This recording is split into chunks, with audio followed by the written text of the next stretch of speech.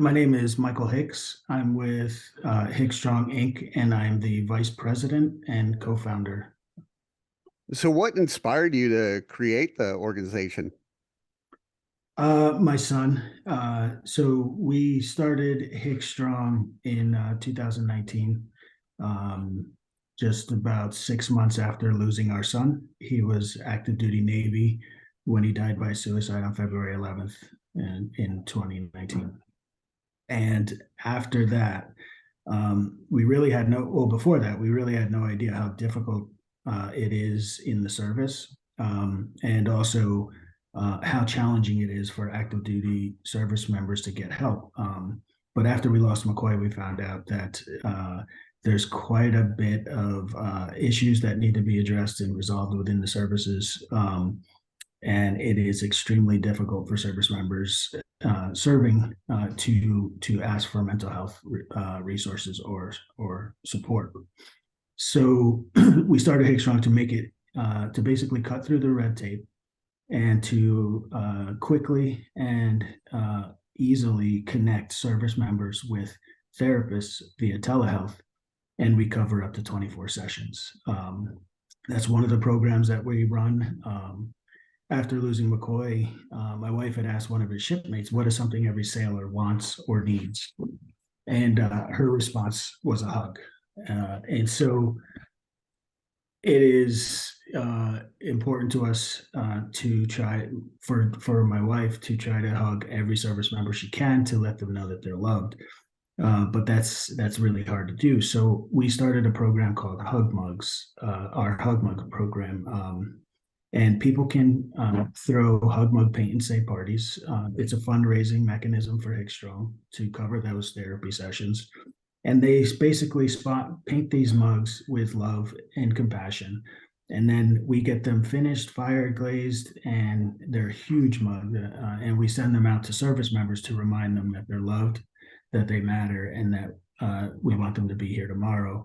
And there's additional resource information on how to get connected to us should they need our help. Actually, the one of the most beautiful things about that program is the byproduct of what that hug mug does. It actually empowers every service member that has one and is drinking out of one, and their friends and their family ask, "What is that? Where did you get that? Why do you have that?" They get an opportunity to share a life-saving resource with another service member or family member, and basically empower themselves to be a part of the fight to help others feel hope. So that's really where our drive comes from. What is it about just, the little things that make a world of difference? You'd be surprised how far a hug goes. You'd be surprised how far a little compassion goes, and taking the time to listen to someone that might be struggling. And those little things, they add up to impact the lives of those service members. So how has the organization helped your healing process? For the three of us, my wife and our daughter Sienna, will never be healed. We will forever live the rest of our lives missing a huge part of our lives, a piece of us that's no longer here. So, however, I will say that helping others and doing good and providing support for other individuals so that they can heal does heal. And here's the way that I describe it. I describe it as on February 11th, our hearts shattered into a billion pieces.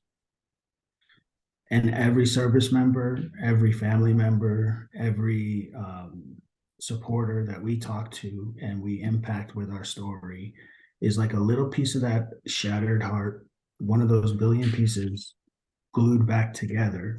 Now, over time, it'll start to take on that shape of a heart again, but it'll be cracked, fractured, broken. It won't be pristine and perfect. But that's how I equate the work that we do and doing good for others, is that it takes that shattered piece of my heart, puts it back with a little bit of glue, and holds it in place. And it'll never look the same. Have you seen any progress in people just talking about mental health more? Yeah. I think not just in the military community, but which I think in the last 2 years has increased. Service members are getting more vocal about the atrocities that are happening to them while they're serving. Um, but in the community as a whole, like in the country as a whole, in the mental health industry as a whole, I think people are getting more comfortable at one. Uh, Saying they're not okay. I think they're seeing it more with public celebrities and famous people asking for help. So with everyone talking about it more and feeling more comfortable, the second thing that I was going to say is that I think individuals in the country as a whole are taking self-care a little bit more seriously, and trying to do more in that regard for their own self and mental health. Yeah. Well, I have bipolar disorder too, and I got uh diagnosed in 2019, but before that I was, you know, so scared to even get checked or anything to find out what it is. So Right. it is, at least there is a lot more people coming forward and sharing their stories so other people know they're not alone. Yeah. Now, if you take it from the stance of a service member, an active duty service member, um, if they ask for mental health, behavioral health, there's repercussions that could potentially happen. If they're like military police, or they do anything with munitions or firearms, they can lose their job. They could get uh, belittled and berated by their peers for asking for help, calling them weak, and other choice words. And then it also can come down from the command as well, and impact their promotability within the service. Right? So there's a lot of things involved with uh, that prevent service members from being able to ask for help, which is why we set up our organization the way we did, is to make it simple for them, to give them a safe channel access to be able to ask for help. And we're seeing that in our numbers, being that a majority of the individuals coming to us for care have been active duty members.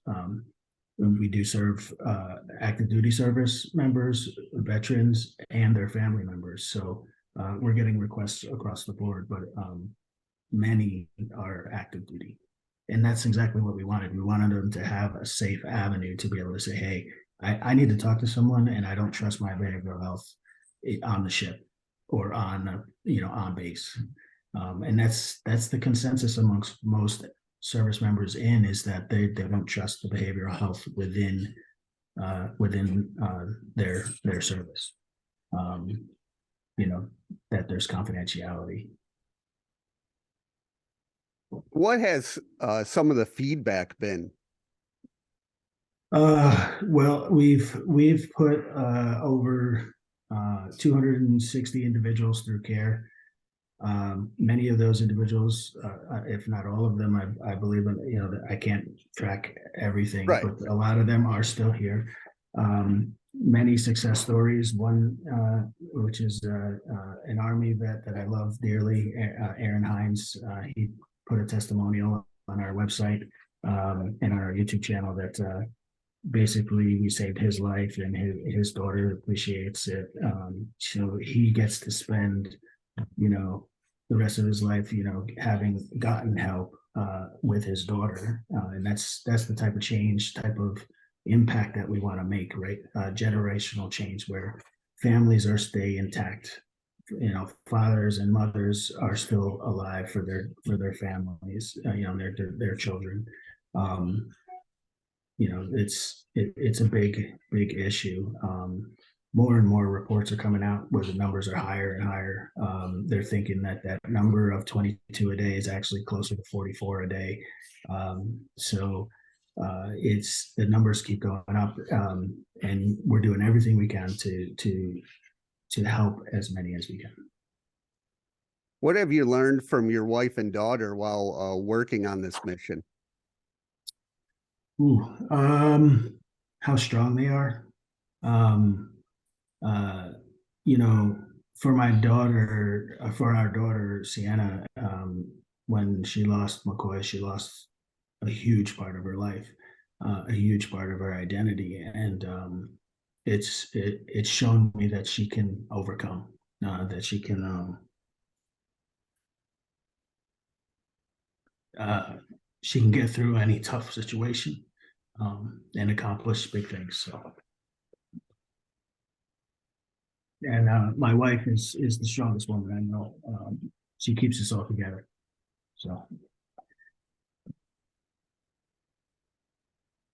So, what are some of the things that motivate you? uh, my motivation is is solely love. Our motivation. That's everything we do. Everything we stand by is centered around love and compassion. That's our motivation, to ensure that these service members and their families know that people do care, and that what they're dealing with, deserves care and compassion. So I've talked to a lot of veterans and nonprofits talking about the transition after service, but how important is it to talk to them and know they're not alone while they're in service? Well, it's huge. It's huge, right? Because we try to get in front of recruits and stuff before they are finally into the service, so that they know there's an avenue of care, right? So if we can inform them before they see some of the hard things that they will see when they start serving, um, at least they'll know there's an access path to help, right? So when we let service members active know that, hey, there's help out there, so when they get out, when they transition out, they'll at least know how to locate or find help, if not already have a resource that they remember or recall. So letting them know while they're in is also very much important. The transitioning portion aspect that you hear from many, is a lot of service members feel dropped. They feel lost when they get out, because they either are not given all of the information, or it was just crammed in and they can't remember it all. And reality, they have to redefine themselves once they transition out, and that's not easy for everyone. With the organization, what do you want your son's legacy to be? uh our son's legacy, you know I want McCoy's legacy. He always stuck up for the little guy. He always cared for the little guy. He was silly, as you can see in this picture back here, sticking his tongue out. He was silly. He would do anything to make people laugh. Um, but ultimately, I would want his legacy to be known, that that in his loss and in his suffering, so many people were saved, and so many people were helped, as a result of that loss. Where do you want to see the organization in the next 3 to 5 years? Next 3 to 5 years, I would love to see the community support. We run solely on donations and grants, and funding from public community and businesses, right? So right now we have a few monthly donors. I'd love to see that number increase. We're going to be working on some new campaigns for that, because that helps us keep us able to help save lives, right? Like, it keeps the wheels on the bus moving. So I'd love to see the funding come in, so that we could help way more people, and we could expand our network of therapists. We could expand the number of service members that we're able to take on. And because if funding increases, then we can help more individuals. And right now, this year so far, we've seen an uptick in care requests, like we need help, right? But we're not seeing an increase in funding coming in to match it to support their care. So we need help with funding, donations, sponsorships, partnerships to ensure that the work that we're doing to keep our heroes here, the people that are sacrificing every day to serve our country, and those that have served our country, uh, you know, it's um, it's important.